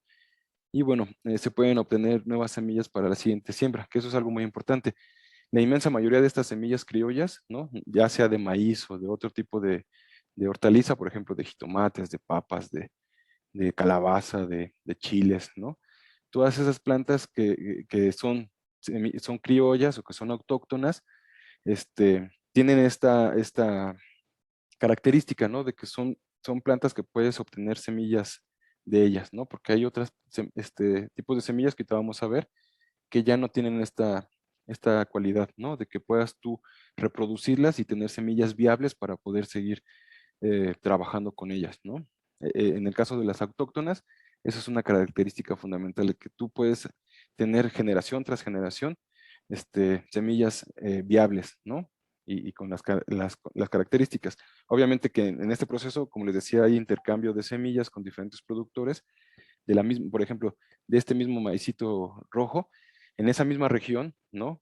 Como les decía la otra vez, puede ser de que a un campesino le tocó vivir en la parte más plana del valle donde vive, ¿no?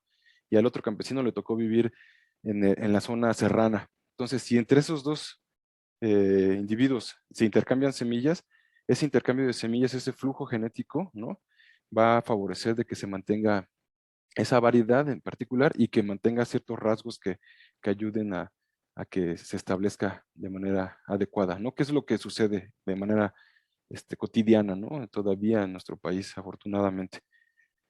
Entonces, es muy importante tratar de que las variedades de plantas que nosotros podamos obtener sean autóctonas, ¿no? Y como les decía, nosotros también podemos desarrollar este tipo de semillas bajo estos procesos, entendiendo bien los síndromes de polinización, el flujo genético y estas cuestiones que a lo mejor ahorita suena medio complicado, pero no es tanto, ¿no? Porque el campesino lo ha hecho y muchas de las veces ustedes saben que nuestros campesinos pues no tuvieron oportunidad de ir a la universidad y no por ello no pueden hacerlo, ¿no? Entonces, es porque es algo muy, yo diría como algo muy natural, ¿no? En el ser humano. Nosotros somos parte de los ecosistemas y tenemos esa cualidad, ¿no? Pero bueno, también vamos a encontrar las semillas mejoradas, ¿no? Que son semillas seleccionadas con técnicas de polinización controlada. Y bueno, aquí estamos hablando ya de otro contexto, ¿no? Son semillas que igual se han desarrollado bajo la mano del ser humano, como les digo, mediante métodos específicos como es la polinización controlada, donde ya no deja donde el ser humano ya no deja intervenir a otros factores, a otros actores de la polinización, ¿no? Por ejemplo, las abejas, las aves, todo esto, ya no las dejan que participen, sino que es el ser humano el que hace esta labor, ¿no? Para poder obtener semillas mejoradas o adaptadas más a las condiciones que uno quiere, ¿no? Aquí, hasta este punto, todavía no les voy a decir si es mejor o peor, ¿no? Pero para nuestro gusto, pues las semillas autóctonas son digamos, en ese sentido, pues las principales que debemos de generar, ¿no? Y después vienen todo este tema de las semillas mejoradas, que también es algo que está muy fuerte en el campo, que se está desarrollando, ¿no? Tratando de que, o sea, lo que se hace pues es de que a lo mejor a ti te gustó el maíz no sé, aquí, pensando aquí en el DF, hay un maíz que se le conoce como, ¿cómo se le dice? Chalqueño, ¿no? Que es que es en esta zona de Chalco, de Tláhuac, que está bien adaptada a estas zonas, ¿no? Porque si ustedes no sé si conocen esa zona de parte de esta parte de Tláhuac, que tiene ciertas características. Entonces, hay maíces que están bien adaptados a esas zonas, pero si tú lo quieres llevar, por ejemplo, a Xochimilco o lo quieres llevar no sé, a la Jusco, a lo mejor ya no le va tan bien, ¿no? Pero entonces lo que están haciendo algunos campesinos es de que tratar de que esas semillas que están adaptadas a esas condiciones, tratar de que también se puedan adaptar a estas otras, ¿no? Tratando de conservar la diversidad que tienen ya previamente, ¿no? Eso es un poco lo que se está haciendo y por eso es que se le dice como semillas mejoradas, ¿no? Porque a mí no me gusta mucho ese término. Yo discutía con Karen respecto a eso. Yo creo que más bien a mí me gustaría más que se les llamase semillas adaptadas, ¿no? O sea, que ya provienen de otras. Es como cuando nosotros nos cambiamos de casa, ¿no? Que a lo mejor vivimos un montón de tiempo en la ciudad y de repente nos dice el médico, no, pues váyanse a nivel del mar, ¿no? Para que, no sé, por X o Y razón, y nos adaptamos a esas condiciones, ¿no? Que al principio nos cuesta trabajo, que el calor, que la humedad, que no sé qué, pero con el paso del tiempo nos vamos adaptando. Es un proceso muy similar al que, en este caso, ¿no? El de las semillas mejoradas. Por eso a mí me gusta más como el término de semillas adaptadas, ¿no? Pero como que términos, eh, ¿cómo se llama? Em, para difundir esta idea, pues como que no queda muy claro, ¿no? Entonces por eso también se usa este término de semillas mejoradas. Y bueno, lo que también una de las características que tiene es que son semillas que tienen una alta producción, ¿no? Que son precoces, por ejemplo, que son semillas que, como les digo, se adaptan al ambiente, ¿no? Que bajo un proceso parecido al que surge de las semillas originales, se adaptan poco a poco a nuevas condiciones, ¿no? Pero conservando como esa esencia que tiene, ¿no? Porque en este ejemplo que les doy de cuando ustedes se cambian de casa, pues siguen siendo ustedes, pero se adaptan a las nuevas condiciones, ¿no? Como todo organismo. Entonces es algo parecido, en este caso, en cuanto a las semillas mejoradas, y esas son como algunas de sus características, ¿no? Otro tipo de semillas que también podemos encontrar, ¿no? Que dentro de las clasificaciones son las semillas de las variedades baby. Y bueno, lo que se ha hecho en este tipo de plantas es que han sido tratadas para detener su desarrollo, ¿no? Muchas de las veces estas plantas, lo que sucedió con estas plantas es de que fueron manejadas de tal manera para que ya no siguieran creciendo, ¿no? Para que se quedaran en una fase, ¿no? Como una especie de latencia. Y bueno, es eso, ¿no? Para tratar de encontrar variedades que sean más pequeñas, ¿no? Y bueno, tienen como cierto valor económico, ¿no? Son granos tiernos con especial dulzor, ¿no? Delicados, de textura y de color brillante. Y bueno, el aporte nutricional en algunos casos puede superar a los de las semillas desarrolladas, ¿no? Entonces, bueno, va a depender también de la especie que estemos trabajando. Y en este caso de las semillas baby, pues son semillas que se deben de comprar cada siembra. Es decir, que hay gente que se dedica a la producción de este tipo de semillas y no es tan fácil obtenerlas, ¿no? En nuestra casa, por ejemplo, ¿no? Entonces ahí estamos como, pues fuera de la jugada un poco, porque se debe de hacer bajo ciertos contextos, ¿no? Bajo ciertos procesos para poder obtener semillas que te van a generar eh, hortalizas, en este caso, de ciertas características, ¿no? Como son estas zanahorias baby, estas lechuguitas también, ¿no? Estos pequeños frutos, que en este caso de este fruto de acá que es parecido a la sandía, no estoy tan seguro si son provenientes de este tipo de procesos y no una variedad distinta, ¿no? Pero bueno, en este caso, en este tipo de semillas, pues a menos que estés muy experto en el tema, ¿no? Y que sepas bien ahora sí cómo controlar esos procesos, pues puedes obtenerlas en casa, ¿no? Pero no es tan sencillo.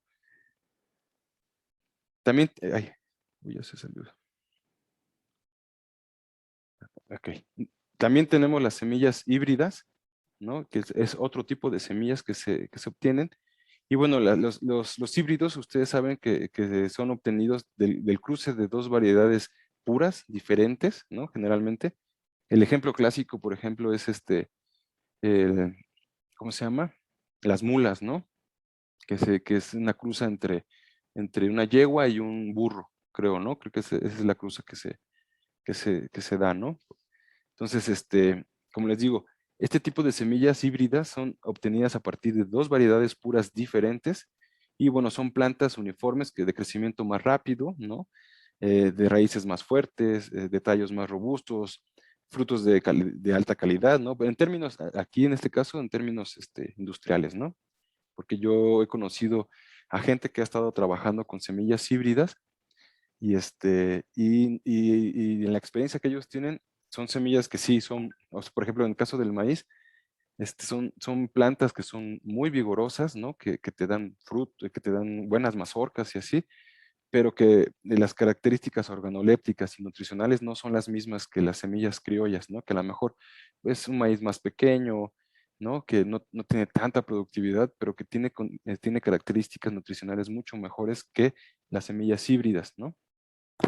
Aquí, como les digo, muchas de las veces este tipo de semillas híbridas se han desarrollado bajo la lógica económica, ¿no? En cuanto a producir y producir un montón de maíz, ¿no? A lo burro, pero que dejan de lado otras características como las características nutricionales de la semilla en cuestión, ¿no? Entonces, me han platicado, por ejemplo, que estos híbridos que han llegado a probar en sus campos, pues ni siquiera los animales se las quieren comer, ¿no?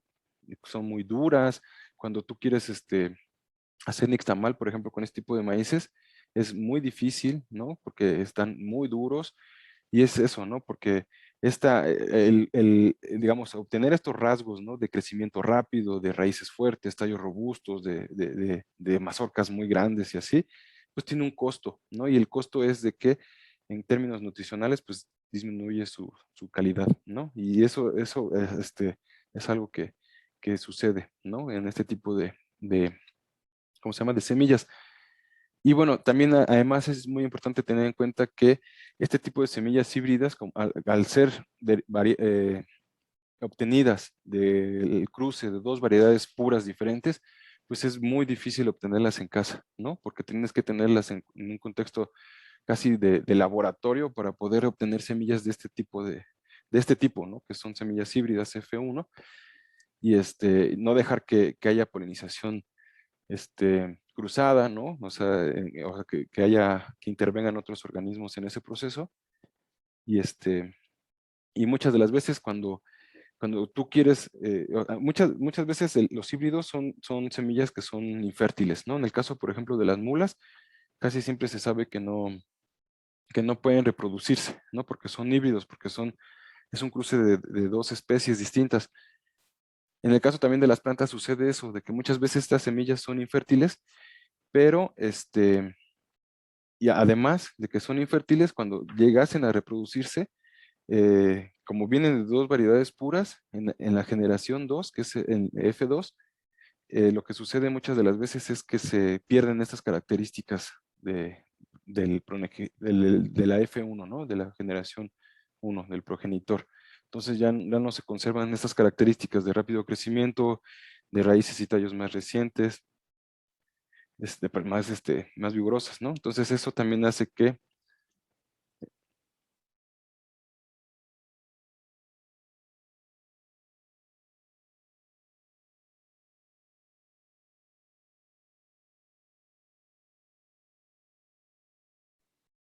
perdón. Entonces, como les digo, no es tan conveniente trabajar con este tipo de semillas, a menos que estés pensando en términos puramente económicos, ¿no? A lo mejor. Y ni siquiera en ese caso, porque les digo, eh, en el caso del ejemplo que yo conozco, que es el de maíz híbrido, el productor pues dice que a pesar de que obtienen mazorcas de mayor tamaño, mayor número de granos, cuando lo quieren procesar, transformar en tortillas, pues les es más costoso porque requieren mucha más energía para poderlo transformar. Entonces, pues no es tan conveniente, ¿no? O sea, si realmente uno hace el balance, en realidad no es tan conveniente. Y además estas semillas, al ser en general producidas en este contexto casi de laboratorio, pues son su adaptación es muy pobre, ¿no? Entonces tampoco es conveniente en ese sentido. Y más en un contexto de cambio que se está dando fuertemente, pues entonces menos conveniente es trabajar con este tipo de semillas. Y lamentablemente este tipo de semillas pues abundan muchísimo, muchas hortalizas provienen de este tipo de plantas híbridas y es bien difícil saber, ¿no? Si son o no híbridos, ¿no? Entonces, bueno, una manera a lo mejor que nosotros podemos saber es, tú compras un jitomate en el mercado, extraes sus semillas y si tú no obtienes las mismas características del fruto donde obtuviste las semillas, muy probablemente estamos hablando de semillas híbridas, ¿no? Pero que también va a depender de las condiciones que le des para crecer y así, ¿no? Pero en general, estas semillas híbridas, no son tan convenientes en el contexto de la agricultura agroecológica o ecológica, ¿no? Entonces no son recomendables y en la medida de lo posible tratar de evitarlas, ¿no? Perdón, ¿tienen alguna duda hasta acá? Ok. mm, Espérame que ya se me está adelantando la presentación. ¿Por qué no? Acá. Rápidamente, para que se entienda un poco más este proceso de hibridación. Por ejemplo, nosotros queremos obtener un fruto que derive de dos variedades puras, en este caso son pimientos. Tenemos un pimiento amarillo, ¿no? Es una variante pura de pimiento amarillo y una variante pura de pimiento rojo, ¿no? Y se supone que nosotros estamos pensando que al combinarlos vamos a obtener un pimiento naranja, ¿no? Y muy probablemente sí suceda esto, ¿no? Cuando tú combinas un pimiento amarillo con un pimiento rojo, este, eh, parte de esas semillas que se van a obtener van a ser pimientos naranjas, ¿no? Y esa variante que va a surgir es el que se le conoce como híbrido, es el famoso, la primera generación que es F1, ¿no? Ahí en ese caso vamos a estar bien contentos porque vamos a tener nuestros pimientos naranjas, pero si tú de ese pimiento naranja, de ese híbrido de la generación F1, obtienes semillas y luego las vuelves a sembrar, muy probablemente en la siguiente generación, que es F2, vas a recuperar las condiciones de los progenitores, ¿no? Entonces vas a ver que vas a tener pimientos rojos, pimientos naranjas, pimientos amarillos, ¿no? Entonces, si tú quieres siempre conservar la variante naranja, tendrías que tener estas variedades puras siempre y cruzarlas y quedarte nada más en la F1. Si de F1 quisieras obtener semillas para seguir teniendo pimientos naranjas, eso ya no va a ser, ¿no? Porque una gran cantidad de esas semillas van a tener los rasgos de los progenitores, ¿no? Entonces, eso en términos ya de un sistema productivo, pues es muy ineficiente y lo que te hace es que te hagas dependiente de la compra de semillas híbridas de las empresas que se dedican a esto, ¿no? Y ahí te reduce también tu capacidad de, de, pues ¿cómo se llama? De que tú hagas las cosas, ¿no? O sea, te conviertes en dependiente de estos sistemas. Entonces, por eso no es tan conveniente porque suceden estas situaciones, ¿no? Te lo digo, a lo mejor tú estás muy contento porque tienes tus variantes de pimiento naranja, pero esos rasgos no se van a mantener para la siguiente generación, que es F2. Y luego también tenemos a las semillas transgénicas, que estas están modificadas, que han sido modificadas genéticamente, ¿no? De un cultivo en el cual se les incorporan genes de otros seres vivos, ¿no? De especies, incluso no solo de especies distintas, sino de grupos muy diversos, muy distintos entre ellos. Por ejemplo, el ejemplo clásico que se tiene en cuanto al maíz es estos maíces que han sido modificados con un gen, con algunos rasgos de una bacteria, es decir, se han colocado genes de bacterias que tienen la capacidad de matar a cierto tipo de bichos, ¿no? Digamos que la idea de este tipo de semillas, en este caso de este maíz transgénico que es BT, es que las semillas de este maíz produzcan una toxina para eliminar, creo que son larvas de mariposas, ¿no? Entonces, esta larvita llega, come una parte de la planta, ya sea la semilla, ya sea las hojas, y y lo que resulta es de que se muere, ¿no? Porque este maíz produce esta toxina que ha sido extraída de este bicho, que es una bacteria,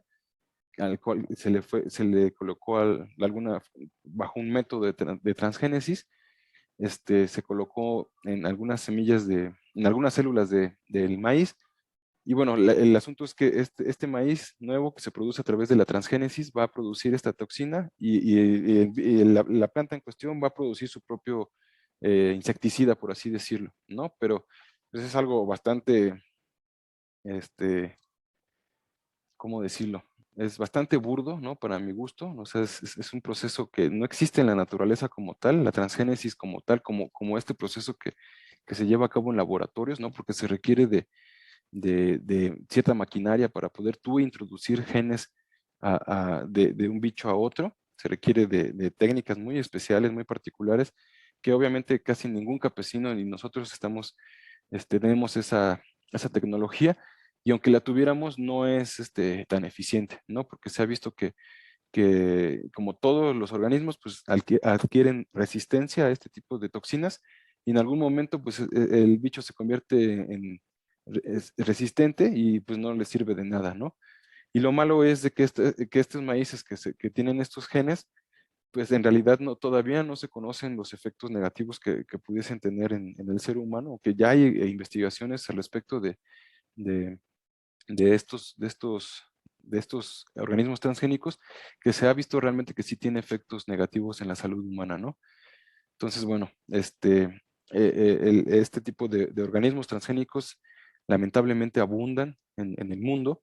Hay vacas, cerdos, pollos, incluso salmones que son transgénicos, ¿no? Que han sido modificados, se les ha colocado algunas características de otros individuos, y que pues, lamentablemente están teniendo diferentes tipos de estragos, ¿no?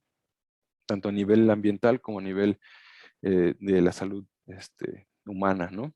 Entonces, pues este tipo de semillas transgénicas son las que menos les recomendaría tratar de utilizar, ¿no? Para llevar a cabo la producción en cuanto a sus huertos, ¿no? Este, son llevadas a cabo por tecnologías que la verdad es que están que van a generar muchos estragos, ¿no? Hay muchos defensores de la transgénesis, pero pues son procesos que no existen en la naturaleza tal como se ocurren en el laboratorio, ¿no? Entonces, son muy peligrosos, no conocemos realmente los efectos que se tienen. Sin embargo, eh, también mencionar de que muchos de estas semillas transgénicas, de estos vegetales transgénicos, no solamente es introducir genes de bichos distintos a ellos, sino que también están acompañados de diferentes paquetes tecnológicos, ¿no? Por así decirlos. Entonces, para que realmente cumpla una función, ¿no? Porque también hay, por ejemplo, está la soya transgénica, que es resistente a los herbicidas, ¿no? O sea, que eso es algo terrible, ¿no? Porque aquí la idea es de que estas semillas de soyas transgénicas, que se les introdujo un gen para que éstas sean resistentes a los químicos, a los tóxicos, pues son rociadas así, con estos tóxicos, y pues a lo mejor el transgén no directamente está teniendo un efecto negativo en el ser humano y en el ambiente, sino que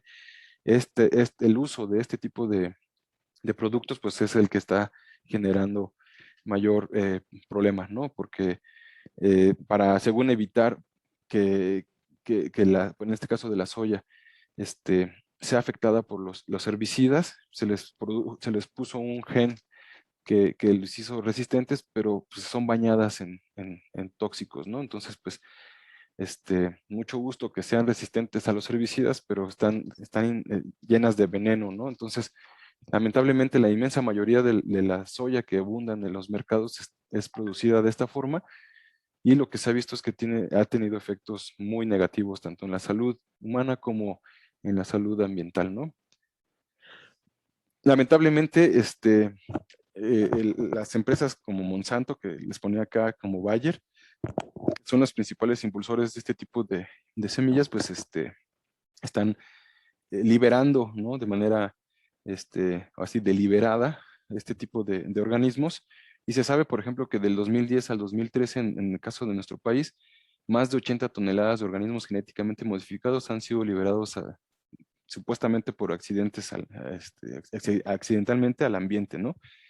Sin embargo, pues esto no es tan cierto, ¿no? En cuanto a que es accidentalmente, sino que deliberadamente los están liberando para inundar el mercado, ¿no? Porque lo que quieren es empresas como Monsanto, como Bayer o como otras empresas que son transnacionales que se dedican a la producción de semillas transgénicas y otros productos de índole química, pues lo que quieren es inundar los mercados y que sean sus productos los únicos que se vendan, ¿no? Entonces, eso es muy lamentable, ¿no? Afortunadamente, en este gobierno se ha prohibido tajantemente el uso de transgénicos. Sin embargo, hay muchos productores que les vale un cacahuate y están introduciendo también este tipo de organismos, ¿no? Entonces, pues, en la medida de lo posible, nosotros deberíamos de estar en contra de todos este tipo de alimentos, ¿no? De este tipo de vegetales, incluso, como les decía, de animales transgénicos, porque no sabemos realmente los efectos que estos puedan tener. A pesar de que la industria nos diga una y otra vez de que no tienen efectos negativos, pues se sabe perfectamente que eso no es del todo cierto, ¿no? Entonces, nosotros les recomendamos ampliamente que vean este documental que se llama El Mundo Según Monsanto. Ahí se entiende mucho mejor todo este tema de los transgénicos, ¿no? Se habla bastante al respecto de ello. Obviamente está dedicado a esto de los transgénicos, particularmente de la soya transgénica. Y ahí ustedes pueden checar cuáles son las causas de esto, ¿no? Hay un montón de documentales de que hablan al respecto de ello. También otra charla que les sugiero, investiguen, busquen.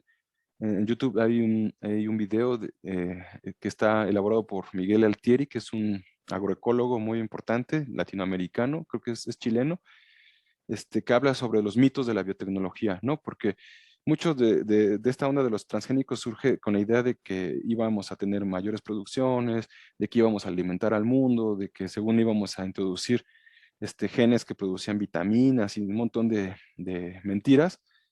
Y aquí de los mitos de la biotecnología agrícola, en este videíto que tiene Miguel Altieri, habla perfectamente de que es una mentira por completo, ¿no? Y, este, y tiene argumentos suficientes para demostrarlo que es así, ¿no? Porque también otra mentira que se nos dijo es de que gracias a este tipo de organismos genéticamente modificados, se iban a reducir el uso de agroquímicos y todo lo contrario. Se ve cómo claramente incrementa el uso de pesticidas, de agroquímicos, cuando se empiezan a implementar estos tipos de organismos, ¿no? Entonces, chéquenlo, traten de buscarlo, El Mundo Según Monsanto, o Los Mitos de la Biotecnología Agrícola por Miguel Altieri, muy buenos, es muy fácil de entenderles, y ahí van a entender un poco más al respecto de por qué es importante mantenernos en esta lógica de que estar en contra de los transgénicos, ¿no? Aunque, o sea, tiene sus asegúnes, ¿no? Porque, por ejemplo, muchos la inmensa mayoría de la insulina que se produce en la actualidad se produce a través de bacterias transgénicas, pero están en el laboratorio, están confinadas ahí. En el caso de los alimentos es distinto porque estos se liberaron al ambiente sin saber las consecuencias que estas puedan tener. Y por supuesto que hay un montón de estudios, aquí en el de los mitos de la biotecnología agrícola, ahí Miguel Altieri habla de muchas evidencias de cómo está afectando en términos ecológicos, ¿no? Entonces, o sea, no es tanto de que uno se ponga completamente en contra de los transgénicos, sino entender que esa tecnología debe de estar confinada, debe de estar muy controlada, porque sí tiene sus beneficios, como les digo, la insulina que actualmente se produce es producto de ese proceso, pero está en otros términos, ¿no? O sea, está en los laboratorios, está confinada y ahí no tiene tanto problema, ¿no?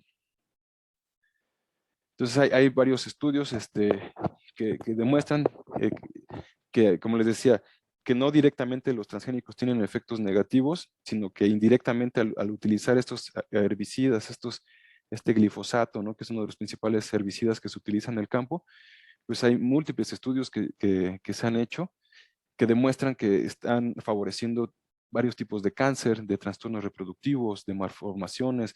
Hay, por ejemplo, también se buscan la soya o la soya transgénica en Argentina. Hay un montón de documentales de la problemática que estos han ocasionado en este país, ¿no? Argentina se caracteriza por ser uno de los principales productores de soya transgénica en el mundo y esto ha tenido unas consecuencias fatales para sus poblaciones, ¿no? Entonces, chequenlo, investiguen un poco al respecto para que vayan creándose también un criterio propio, ¿no?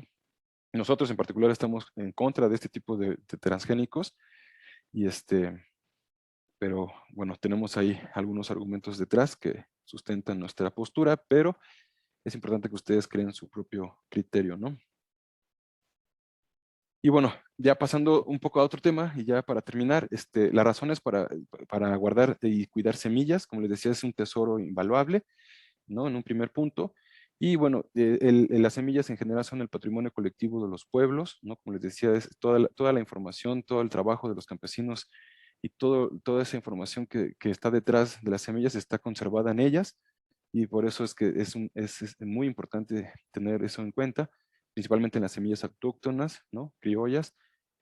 Y bueno, por ejemplo, según la FAO, el 65% de las variedades del mundo se han perdido, como les decía, en los últimos 100 años, y es importante entonces recuperar todas aquellas variedades que se han estado perdiendo y tratar de favorecer la generación de nuevas variedades. Y esta pérdida, como os comentaba, es debido principalmente al modelo agroindustrial de producción, ¿no? Y entonces en ese sentido hay que tratar de cambiar la lógica productiva, ¿no?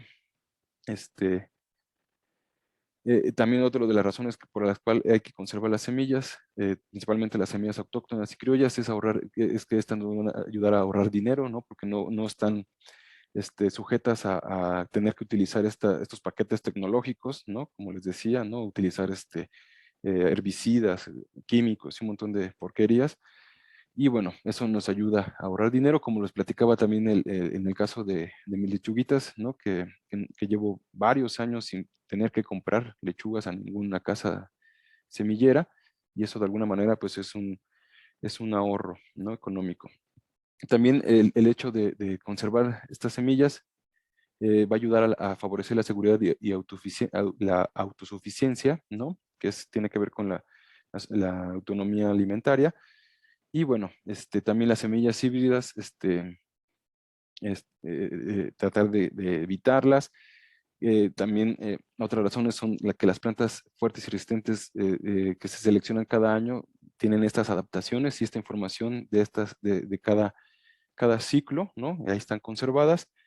Y muchas veces también el sabor de las semillas criollas no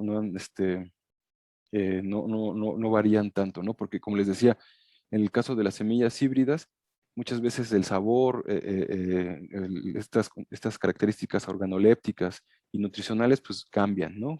Porque se pierden cuando tú haces que la planta eh, exprese otros rasgos que a lo mejor no propiamente tienen que ver con este valor nutrimental, ¿no? Entonces, También esa es otra de las razones por qué hay que conservar este tipo de semillas autóctonas o criollas, ¿no? Y bueno, hay diferentes ejemplos en ese sentido. Como les enseñaba al principio, hay una gran diversidad de diferentes especies hortícolas. Por ejemplo, en el caso del aguacate, aquí les ponemos algunos ejemplos de las diferentes variedades que existen, pero hay un montón más. Y lamentablemente muchas veces lo que sucede en el mercado es de que se impulsan unos u otros tipos de plantas, ¿no? En el caso del aguacate, ahorita el que está abundando es el Hass, y se deja de lado muchas otras variedades, ¿no? Y entonces lo que sucede, por ejemplo, en Michoacán es de que están arrasando con los bosques de pinos y encinos para cultivar una sola variedad, y eso pues va a contribuir al deterioro del ambiente, del suelo, del agua y del ser humano, ¿no? Y lo mismo está sucediendo, por ejemplo, con la piña, ¿no? La piña miel, que es una variedad que es rica y que es muy sabrosa, pero que ya en términos productivos está desplazando a otras variedades de piñas que eran criollas, que eran autóctonas, y bueno, este cambio pues tiene efectos muy negativos en el ambiente, ¿no? Y en la sociedad humana. Y bueno, acá ya por último les mostrarles esta imagen, ¿no? En el caso de los jitomates, como les decía al principio, hay un montón de variedades de jitomates. Y bueno, algunas también de las razones por las cuales es importante mantener esta diversidad de especies, de semillas, es la belleza y diversidad que estas pueden tener y sus adaptaciones.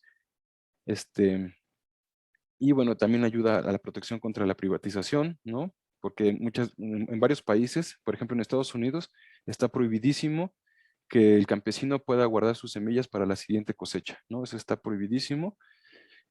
Aquí en Latinoamérica se ha tratado de impulsar este tipo de políticas. En Colombia se impulsó una ley que se llamaba la 917, me parece, donde se le prohibía al campesino, que es algo que me parece irracional por completo, guardar sus semillas para la siguiente generación. Entonces, estos campesinos estaban sujetos a tener que comprar semillas de las casas semilleras, del Monsanto y de estas empresas que quieren dominar los mercados, y entonces era un delito básicamente, ¿no? Imagínense aquí en México que este tipo de políticas se establecieran, pues todos nos iríamos a la cárcel, ¿no? Todos nuestros campesinos irían a la cárcel, ¿no? Porque pues, todo mundo conserva sus semillas de maíz para la siguiente cosecha, ¿no?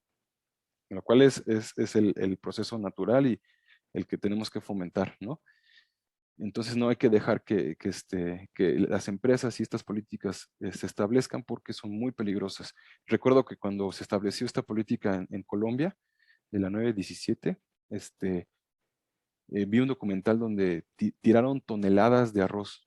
O sea, fueron con los campesinos, con los productores, y les quitaron sus sacos de arroz y los tiraron a la basura, lo cual me pareció absurdo por completo. O sea, fue algo tan tonto porque habiendo tanta gente muriéndose de hambre, lo que hizo el gobierno colombiano, que son de los gobiernos, para mi gusto, los gobiernos latinoamericanos que, no sé, que se dejan pisotear más feo, o sea, tiraron toneladas de arroz en vez de repartirlo a la gente pobre, ¿no? Entonces me pareció absurdo por completo, pero ese absurdo es algo que se quiere imponer en todo el mundo y que en muchos países, como les digo, Estados Unidos, Canadá, varios países de Europa, el hecho de que tú guardes tus propias semillas y tú tengas tus propias variedades, pues está prohibido, ¿no? Porque se favorecen las grandes empresas, los grandes monopolios de semillas y de vegetales, ¿no? Entonces, hay que evitar que suceda esto. Es muy importante tenerlo en cuenta, ¿no? Y bueno, también ayuda a preservar nuestra herencia y tradiciones, ¿no? Por ejemplo, en caso de América Latina, pues el maíz, el jitomate, la calabaza, los frijoles, chiles, el aguacate, el algodón, tabaco, amaranto, girasol, vainilla y cacao, entre muchas otras más, son patrimonio cultural de la humanidad, ¿no? Entonces no pueden ser expropiadas por ninguna empresa ni privatizadas, ¿no? Eso sería un crimen, ¿no? De lesa humanidad, así de grande. Y bueno, para que eso no suceda, pues nosotros tenemos que favorecer el, el producir nuestras propias semillas, ¿no? En términos agroecológicos, ecológicos, en lo posible, y no dejar que nos pasen encima, ¿no? Perdón si me fui muy muy rápido, pronto, pero creo que hasta acá, sí. Sería lo último. No sé si tengan dudas, comentarios. Perdón por la hora. No, muchas gracias. Muy interesante. Muy Todo bien, interesante. gracias. Muchas gracias. Muchas gracias.